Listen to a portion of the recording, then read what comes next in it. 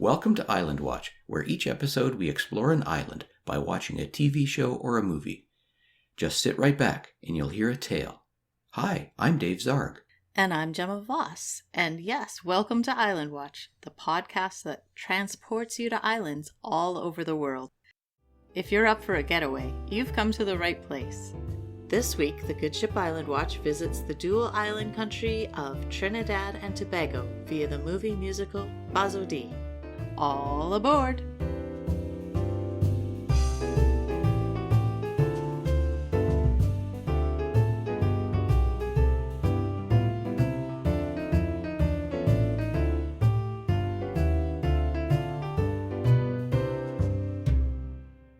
So here we are, sailing very near the northern coast of South America, closing in on Trinidad and Tobago.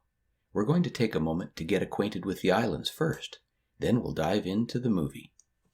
Trinidad and Tobago is the southernmost island country in the Caribbean, and Trinidad, the much larger island, is just 11 kilometers from the Venezuelan coast. Together, the two islands are just under half the size of Jamaica. That's right. The total land area of the country is about 5,300 square kilometers.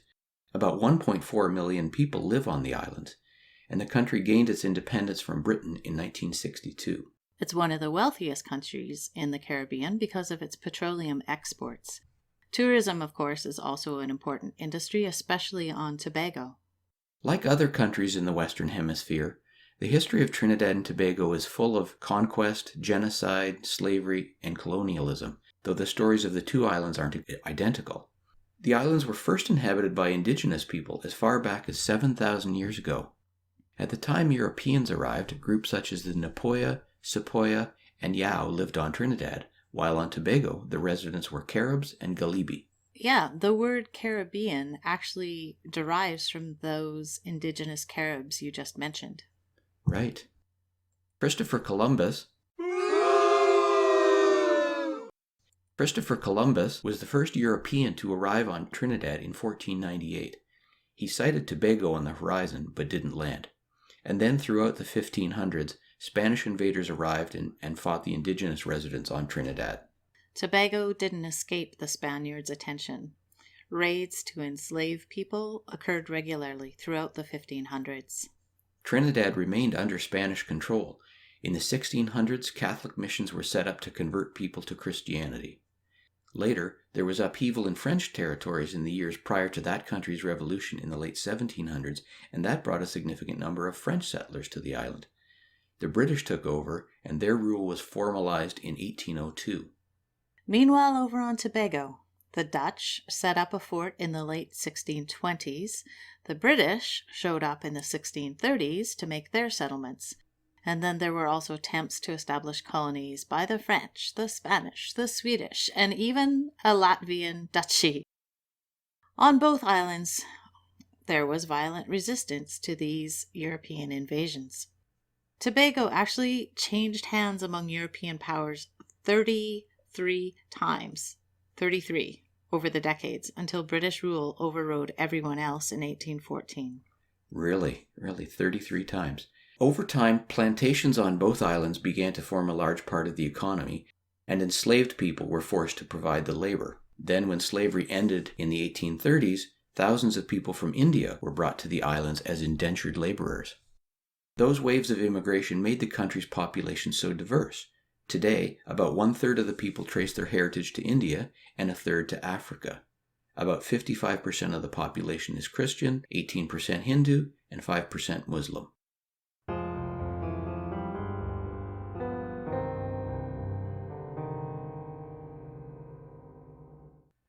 And now, on to the music. Put up all your hand now, show me all your hand now. Let me see the hand them who don't want no war. Put up all your hand now, show me all your hand now. Love is what we're fighting for. Soca music is the driving force in Bazodee, but what exactly is soca? I went searching, and I found a particularly on-point explanation from a young man on YouTube who goes by the name of Trini Trent. We'll put a link on our webpage so you can take in the whole video, but here's a taste. Soca is a genre that was created here in Trinidad and Tobago, and many people regard it as the fuel of the carnival season. You know, carnival here is not just a day, it's not an afternoon, it's not a 2 days, it's not a weekend, it's not even a week. Carnival lasts months. It starts late in one year. It gains a little momentum over the Christmas season, goes into overdrive come Boxing Day, the day after Christmas, and it really builds and builds and builds before it climaxes with Carnival Monday and Tuesday, the two big parade days right before the start of the Lenten season on Ash Wednesday.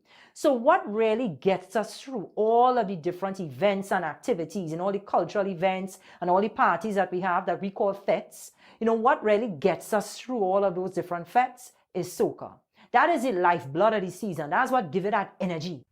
Credit for the creation of soca music is given to a musician with the fantastic name of Lord Shorty.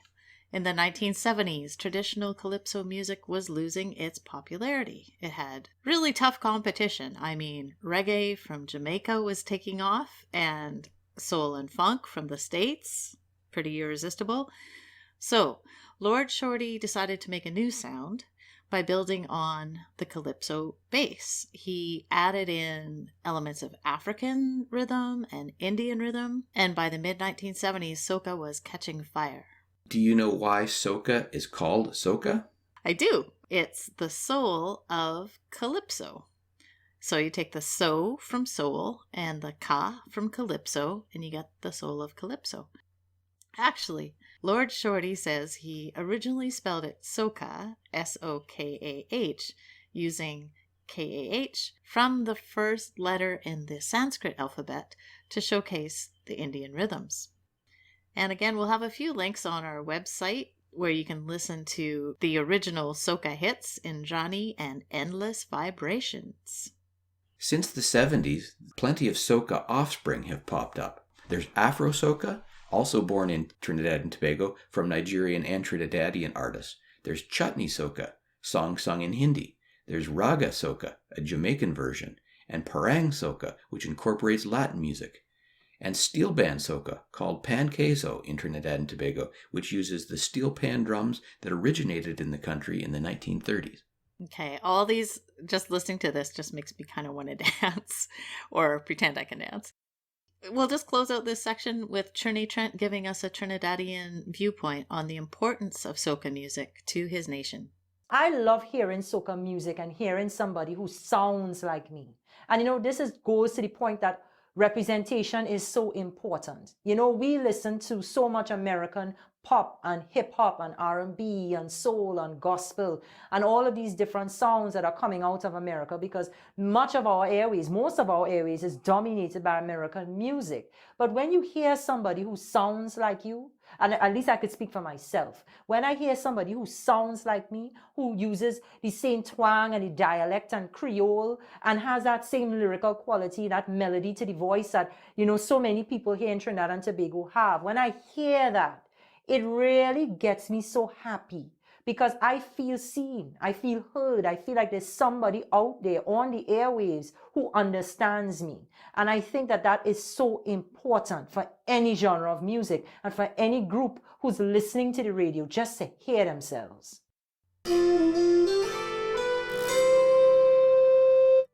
Popcorn is great with a show, but sometimes I want to connect the snacks to the movie just that much more. So I've searched high and low to find the perfect munchies, meant exactly for the show we're watching right now, Bazodee. We've gathered together recipes and other information for the foods featured in the show, and now we are sharing our picnic picks with you so you can get every tasty bit out of Bazodee. Just head to our website, islandwatchpodcast.com, for our picnic picks.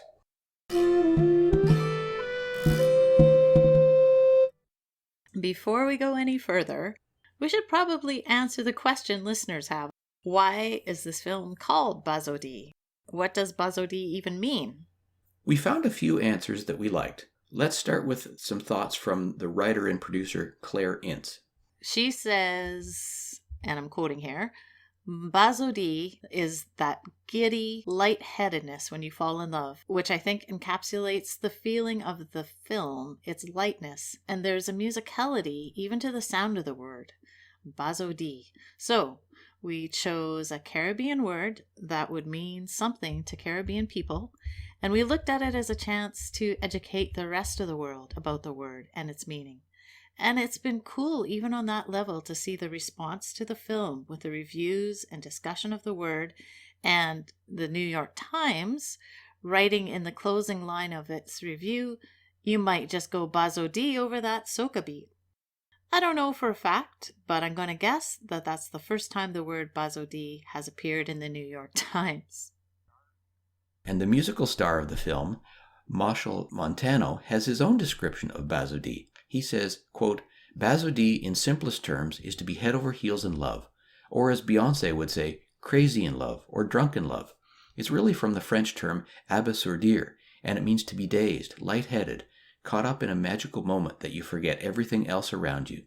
To be Bazodee speaks volumes of not just love, but the love people have of Carnival. People forget about their rent, they forget about their mortgage, they forget about their stress, they forget sometimes about marital problems, and they immerse themselves into the color and the joy and the whining and the drinking and the atmosphere, and they get lost, head over heels in love with what is going on." Unquote. Sounds pretty cool. It sounds good. It sounds exactly like what we need right now. So, on to the film. Bazodee is a light and sunny romantic drama. It was released in 2016. It's set in the middle of Trinidad Carnival, the biggest carnival celebration in the Caribbean. In a normal year, over 300,000 locals and tourists join in the party, and that was scheduled for February 15th and 16th, 2021. Like most things involving people getting together to have fun, it's been cancelled. But you can still party on safely because the good ship Island Watch is stopping in on Bazodee as our way to visit Trinidad Carnival this year. Dave, can you give us a bit more information about the show? Well, the main character, Anita, lives with her dad, Ram, who is a real estate developer in Trinidad and Tobago. Anita is engaged to the son of Ram's best friend. Their marriage will mean new, much-needed investment from her in-laws into her dad's company. She's the dutiful daughter, but then she meets soca singer Lee de Leon. So will she do the dutiful, or will true love prevail? Basically, it's the story of a girl who's expected to marry a guy. Girl meets another guy she seems fated to be with, and singing and dancing and hijinks ensue. How's the sailing today? If you're enjoying our podcast, we'd love you to give us a hand by rating and reviewing Island Watch on iTunes or wherever you get your podcasts. And be sure to tell your friends about Island Watch. Natalie Pereira, who plays Anita, is a British actress and writer based in London. She studied text and performance at RADA and trained in classical acting at the Royal Central School of Speech and Drama. Bazodee is one of her few lead roles so far. In an interview with Anoki Life, Natalie says, "I was raised a Christian, born and raised in the UK and of Sri Lankan heritage, which is rare for many Indians, the Christian part I think she means. So, I was different than other Indian friends. I've always known that our culture was vast and varied, but the most magical feeling that I experienced while shooting was specific to Trinidad. People celebrate each other's religious festivals regardless of their own religion in Trinidad. You'll have Christians celebrating Diwali, Muslims celebrating Christmas, Hindus celebrating Eid, and I never had this experience before. This feeling of unity was really a moment where I had to stand back and take it all in. This is what it was like to be here in this Indo-Caribbean culture." Bazodee's other romantic lead is played by soca musician Marshall Montano, who is hugely popular not just in Trinidad and Tobago, but the entire Caribbean. He's released more than 20 solo albums and more than a dozen with the group Ecstatic, where he is the drummer and musical director. I found that there's a huge contest just before Carnival. It's called Groovy Soca Monarch, and Marshall had a winning streak of 5 years in the 2010s. Cool. He's even been a presenter on BBC Radio. Bazodee is his only lead role in a feature film so far. Marshall plays Lee de Leon, and like Marshall in real life, Lee de Leon is a soca artist. He has some hits, so he left the island to go make it big in the world. And incidentally, you may have heard of a couple other musicians, Nicki Minaj, Billy Ocean. They also left Trinidad and Tobago as kids. Well, they made it big. So back to Lee de Leon. He doesn't crack the big time. So he comes home pretty bummed out, and he's sitting at the airport, strumming away on his ukulele, when he runs into Anita in the movie's Meet Cute moment.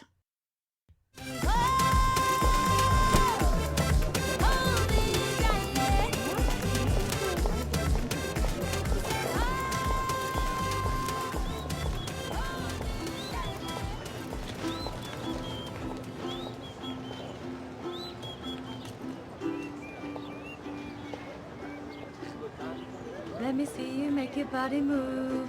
You made me whistle 'cause you're something good. Oh, you make my body feel rude. Whining like a champion. Wow. I love that song. How you know all them words? Played it like a million times. You're right. Why is that funny? Because I wrote it. You wrote Gyalwak. Lee de Leon, Mr. Gilmore. I just said. Anita Panchuri, I love your music. Where have you been? I don't really do music no more. I take a break from that. A break. You make happy music. The world needs that. Believe me. I gotta go. It's nice meeting you. In an interview with Large Up, Marshall describes how he got an email from Claire Ince, the writer-producer, and her husband, Ansel McCain. Marshall says the email read, quote, "We are big fans of your music, and we feel that there is a lot of love and unity in your music, and we want to write a Caribbean love story based on your music. I was pretty flattered and honored back then, and I jumped into the project, and they gave me a script. When I read it, I loved the idea of what they were saying. I was very nervous about acting, but I thought I was going to do whatever was in my power to make this happen, and that was 10 years ago. I thought it would have been done within 2 years. I just stuck with them throughout because the story was about Caribbean unity." Here's a clip that shows this great blend of love and music. The music, I get carried away. That song you heard me singing last night. My mom used to sing that. Your mom? She died when I was 6. Sorry, but I know what that could feel like. My dad left us, and I couldn't deal with it. Then I found music. Yeah. You can get lost in music. Yeah. The whole world is black and white. And then boom, You're singing out loud. and everything's in color. Yeah. It makes me feel Bazodee. Like you wake up and you have no idea where you are. That's how I felt when I heard you singing upstairs in that room. Playing Anita's father is Indian actor Kabir Bedi, who's had an astounding career, from being a Bollywood star of more than 60 films, to playing a bad guy in James Bond movie Octopussy, to becoming so famous in Italy that he's actually been made a Knight of the Italian Republic. I found a great interview with him online. Do you know that show, Some Good News, that John Krasinski was doing? Yeah, I've heard several episodes of that. Right? And it kind of spread. So there's a European edition, and the European host, a very dashing Italian guy, does a interview with Kabir Bedi on how to stay positive. So we'll link to that on our website. It's worth listening to just for his baritone speaking voice. I think it's at the resonant frequency of a deep shoulder massage, which is something I could go for right now. Here's a clip when Anita and Bharat's engagement party goes off the rails. There's a dispute with the band, and they're threatening to walk out, and Kabir Bedi's character, the dad, is going to take care of things. Papa, is everything okay? Oh, yes. Fine. They're just bluffing. They want me to make a higher offer, but I won't. You know why? Business 101. They are here with all their musicians, technicians, in front of the cream of Trinidad society. They're not just going to walk away, are they? Papa, I think They will rue the day. Don't worry. Everything is gonna be okay. I'll play. Oh, you a professional musician? Absolutely, sir. And your band? Me and me alone. You and your Ukulele. ukulele, right. Fate brings Lee in at just the right moment. The storyline is fairly standard, but it's not without its charms. That's due to Claire Ince, Bazodee's screenwriter. She's actually from Barbados, and her husband, Ansel McCain, is from Trinidad and Tobago. He co-produced Bazodee with Claire. In an interview with Shadow and Act, Claire explains where the idea of the film came from. Yeah, she and her husband were in Barbados one time working on a project, and they were listening to a countdown of carnival hits, and the music of Machel Montano featured prominently. They were listening to Machel's music, and they thought, hey, it would be kind of cool to do a carnival musical that told a story and used Machel Montano's music. And they thought, well, because soca is so upbeat, it really lends itself very easily to being a happy story about love overcoming conflict. And they were also inspired by the mix of cultures in Trinidad and Tobago. They decided to use this unusual backdrop that the world is not familiar with to tell a very universal love story about a woman forced to choose between her heart and her family's future. And they settled on not just using Machel Montano's soca music as the soundtrack for the movie, but having him play the romantic lead in it, because in the director's words, he's such a dynamic performer. Hey girl. Oh you.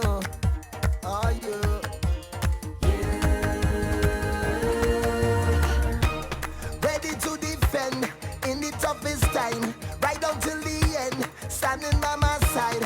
When I need a friend, I depend on you. You. The director of the movie is Todd Kessler. He's an American, but he's known mostly for working in children's programming. He's the co-creator and showrunner of the hit kids series Blue's Clues. Yeah, so how did he come to get involved with Bazodee? In that same Large Up interview with Machel, the director said he came into the project because he loved the ideas in the script and the vibrant characters. And he said it's on one level the story of a woman who sacrifices her own needs to help others in her family. I thought this was a unique and universal story, and it was also the very rare script which featured a female protagonist in a role that was complex and not in the least stereotypical. To try to keep things on what he called an accurate Trini track, all of the film's department heads did extensive research before they began, and each department was staffed nearly entirely by local crew. And he says that all the carnival scenes were actually shot at the beginning of the carnival season, so he says everything was authentic.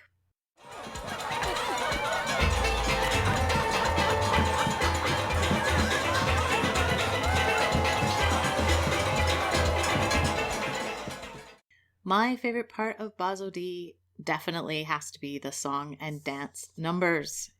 And you might think they're going to be Bollywood style because, after all, there's a big Bollywood star in the picture. But director Todd Kessler says, actually, we call it Triniwood. It's got a much more real and less glossy style than Bollywood. Machel also weighed in on the Bollywood versus Triniwood distinction. He said that when they started filming, the cast and the crew and the producers, they were identifying this as a Bollywood film for a little bit because of the Indian element. But it's the story of an East Indian family, and us shooting in Trinidad where there's such a huge Indian community juxtaposed with an African community. A lot of the movie is inspired ultimately by one song, Real Unity, which was done by my friend Drupati, which is really a remake of Aap Jaisa Koi, a famous Indian song from way back, a Bollywood song. We got clearer as we went into the process that, hey, this is not really a Bollywood film. It's not. Yeah, that was something I liked about it, was like they were saying, it's the unglossy, sort of more real. I love Bollywood too, but I think this is its own thing and stands alone, so it's good. The lyrics of Real Unity, the song that you just mentioned, seem pretty timely. I am definitely no Amanda Gorman, but I'll do my best reciting this. The song starts out, Well, this one is about uniting a nation. Why can't we all get along? Why we fuss and fight? Tonight we got to unite. What you say?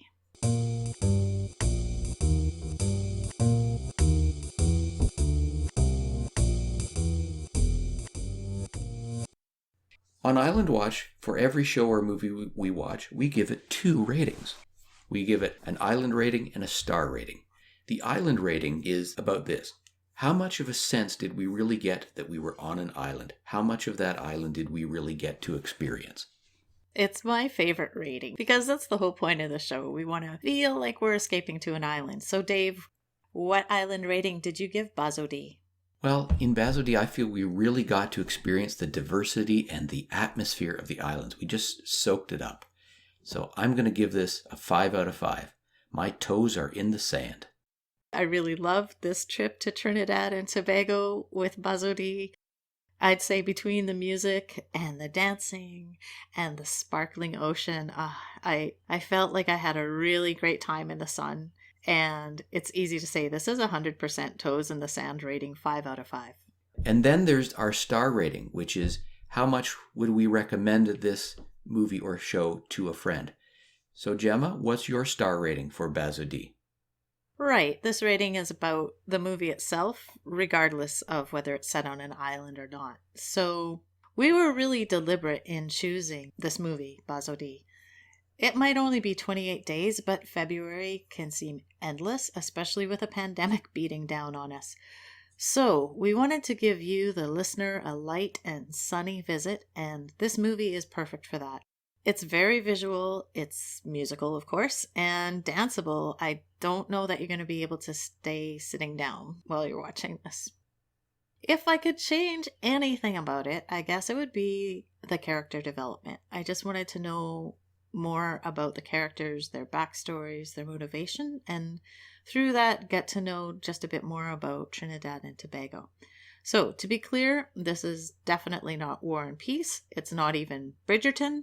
It's actually more like attending a really fun outdoor wedding of people that you barely know, but who seem like a great match, and the party is rockin'. So just enjoy. 3 out of 5. I found the movie to be immensely enjoyable. It's vibrant and joyous, but not to be taken too seriously. A splendid time is guaranteed for all, so I'm giving it 4 out of 5.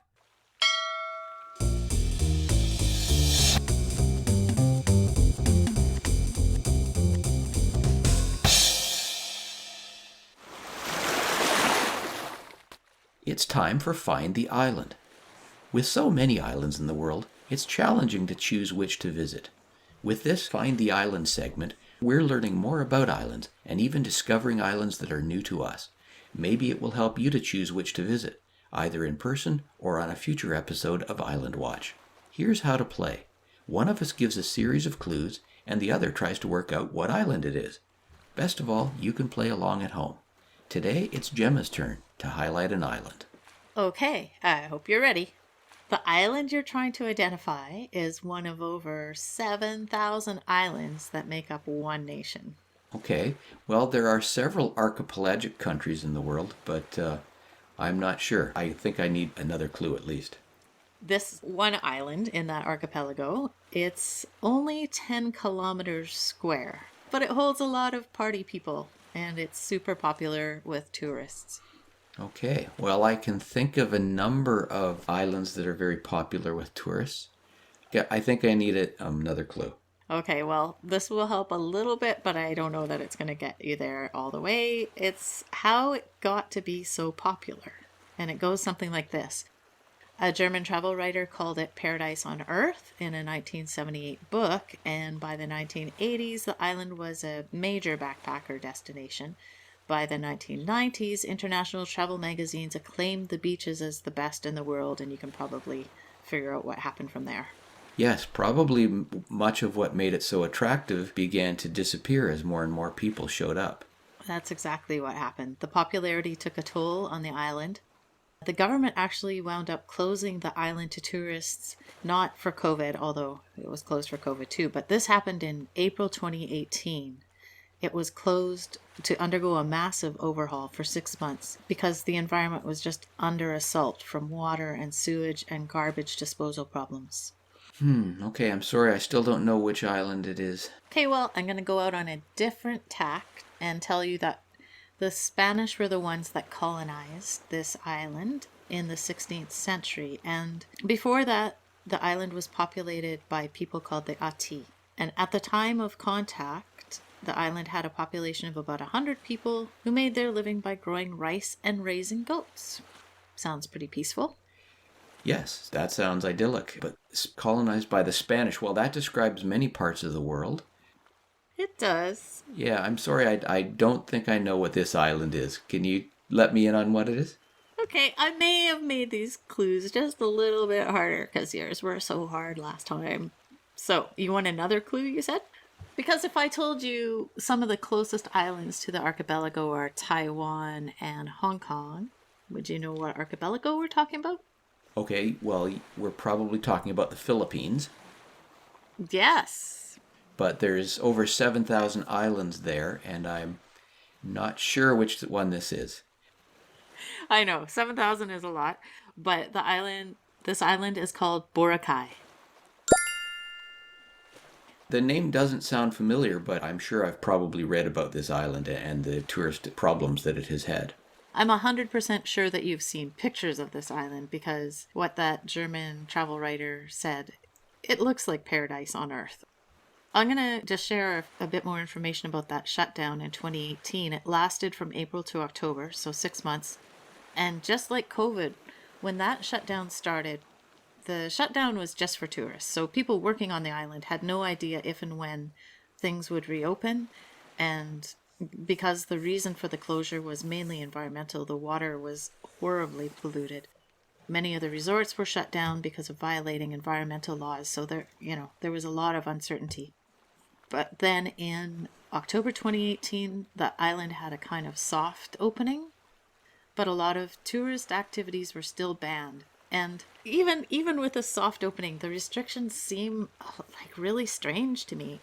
You remember I told you that Boracay is actually just 10 square kilometers? Yes. For context, Stanley Park in Vancouver is just a little over 4 kilometers square. So the restriction was to allow only 19,000 tourists in at any given time. Seems like a lot. Hotel rooms were reduced from 12,000 to somewhere in the 6,000 to 9,000 range. The beaches also got new rules. The main beach, called White Beach, it no longer allowed smoking or drinking, and dining on the beach and beachfront parties were banned. The same for shops and peddlers. There was no more beach allowance. Casinos, banned. Fire dancing with kerosene lamps, definitely not on my top 10 list of things to do on a vacation. Also banned. Even building sandcastles became regulated. Some of those restrictions seem sort of odd. Not having been there, I don't have the context, but I agree. Well, like most tourist-oriented islands, the island's economy has been completely slammed by COVID. I saw a report in the South China Morning Post that said, according to government statistics, in June this past year, 2020, there was just 81 tourists visiting Boracay. Obviously barely enough to fill a single resort, let alone the hundreds of hotels on the island. Yeah, so there are people that are working there. They talked to one man who said, before the pandemic, we were busy all the time. We had a full house. We had around 21 staff members. The reception area would be filled with the sounds of ringing phones and clacking keyboards. And now, he said, now most of us are getting to know a different side of island life, gaining a newfound respect for Boracay's natural beauty.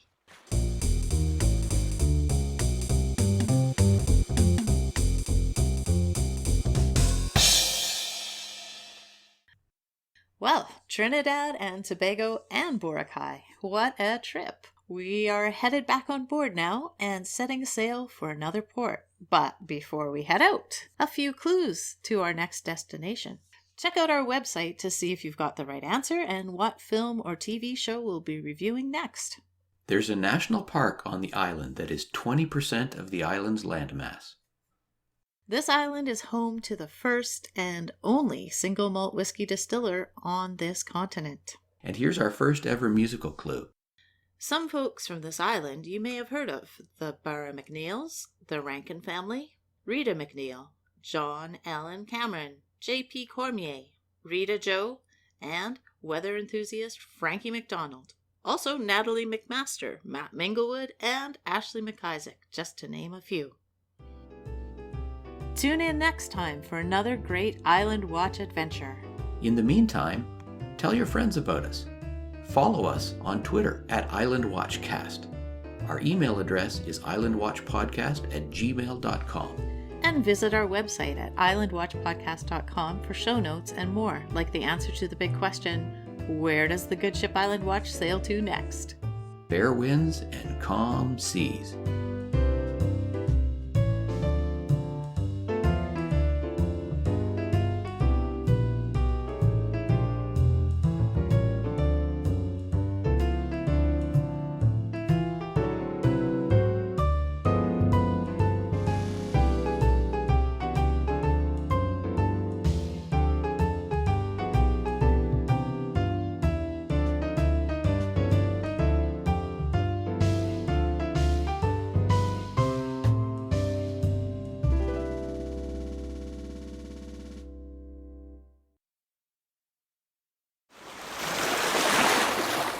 This has been a production of Phosphine League. Phosphine League. Phosphine League. Phosphine League.